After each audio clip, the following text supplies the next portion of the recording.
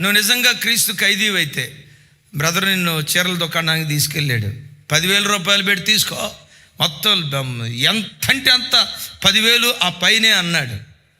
ఆ 10,000 రూపాయల్లో 1,000 రూపాయలతో చేరుకుని ఆ తతిమ 9,000 ఏ అనాథలకో ఏ పేద బిడ్డలకో ఇంకో 2-3 చీరలు కొని ఇంకా మిగిలితే దేవుని పనికిస్తాడు.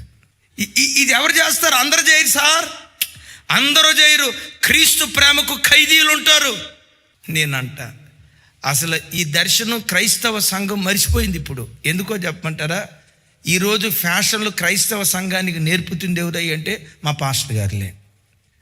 ఈ ఆదివారం పాస్టర్ గారు ఏ చీరతో వస్తుందా, ఏ డెకరేషన్తో వస్తుందా, అయ్యగారు ఏ మేకప్తో వస్తాడా, ఏమంటే మ్యాచింగ్ డ్రెస్ ఏంటది, ఏ మ్యాచింగ్ డ్రెస్తో వస్తారా, ఇది ఎదురు చూసే పరిస్థితి.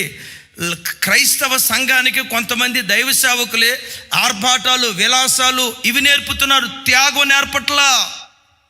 సుఖభోగాలు పెంచి పోషిస్తూ ఉన్నారు. కాస్ట్లీ బట్టలు కట్టుకోవటం ఎట్లా, మనం బట్టలు వేసుకొని వచ్చామంటే అదిరిపోయాడు. ఏంటి క్రైస్తవ్యం అంటే? ఇచ్చలు నెరవేర్చుకునేది కాదు, ఇచ్చలను చంపుకుంటూ బ్రతికేది క్రైస్తవ్యం. భోజనం చేసేటప్పుడు కూడా కొంతమంది తింటానే నిద్రలో పోతారండి, అది చేయి కూడా కడుక్కోరండి.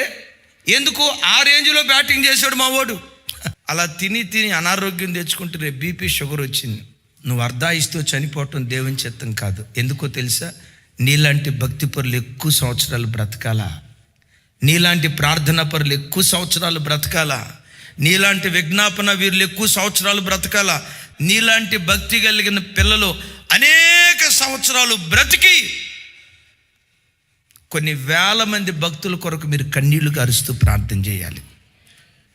తినే ప్రతి ముద్దలో నేను క్రీస్తు పని కొరకు ఎక్కువ కాలం బ్రతకాలా, ఆరోగ్యాన్ని కాపాడుకోవాలా, నా నోటికి కత్తి పెట్టుకోవాలా, ఏది ఎంతవరకు తినాలో ఎంతవరకు తినకూడదో ఆరోగ్యాన్ని కాపాడుకోవడానికి ప్రతి విషయంలో క్రైస్తవుడు చేతులకు సంఖ్యలు వేసుకోవాలా.